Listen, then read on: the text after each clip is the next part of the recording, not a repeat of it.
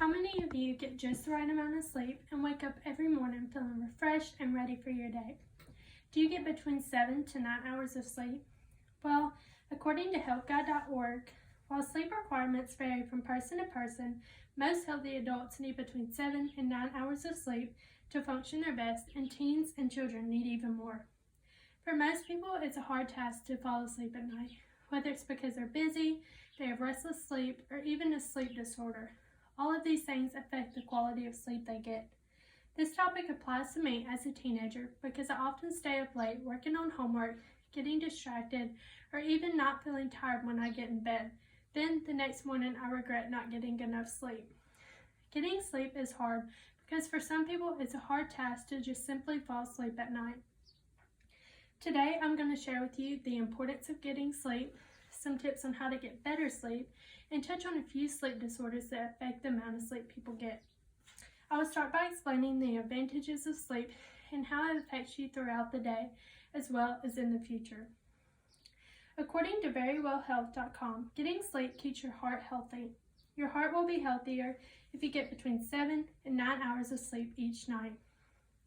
Sleep also reduces heart attacks because heart attacks and strokes happen early in the morning, so if you're sleeping, they're less likely to happen. Sleep also interacts with blood vessels, and this increases your chance of having a good blood pressure and cholesterol if you get more sleep. Sleep also affects your mood. Sleeplessness and mood disorders are closely linked, and it can work both ways. Sleep loss can affect your mood, and your mood can affect how much and how well you sleep, said by BetterHealthChannel.com. With that being said, if you get a lot of sleep, your mood's likely to be better, versus if you get less sleep, you're going to be irritable and grouchy throughout the day. Sleep is important, and sleep leads to a sharper brain. Your brain eliminates fuzzy thinking and restores clarity with sleep. Without sleep, you're going to have a bad memory. Howard Lewine at Harvard University says, our findings suggest that getting an average amount of sleep, 7 hours a day, maintains memory. This will lead to good memory. If you don't get enough sleep, then your memory is going to be bad, and if you do, then your memory is going to be good throughout the day. Now that I told you about the importance of sleep, I'll now move on to sleep tips. According to sleepfoundation.org, sleep habits can make a difference in the quality of life. If you have trouble getting to sleep at night, you should probably research some sleep tips. Today, I've done a little bit for you. I'll start off by talking about a sleep schedule. It is said that if a person sticks to a sleep schedule and wakes up at the same time every morning and goes to sleep at the same time every night, they're likely to get more sleep and stay asleep throughout the night because your body will get used to it. If this doesn't work, then try winding down before bed. With this being said, try to do calming activities such as reading a book or listening to calming music. You should avoid looking at electronic devices such as smartphones because they give off a light that mimics sunlight and will keep you up longer. If this doesn't work, lastly, evaluate your mattress. Your mattress can be hard and uncomfortable and cause you not to sleep well at night. This will make you toss and turn all night long.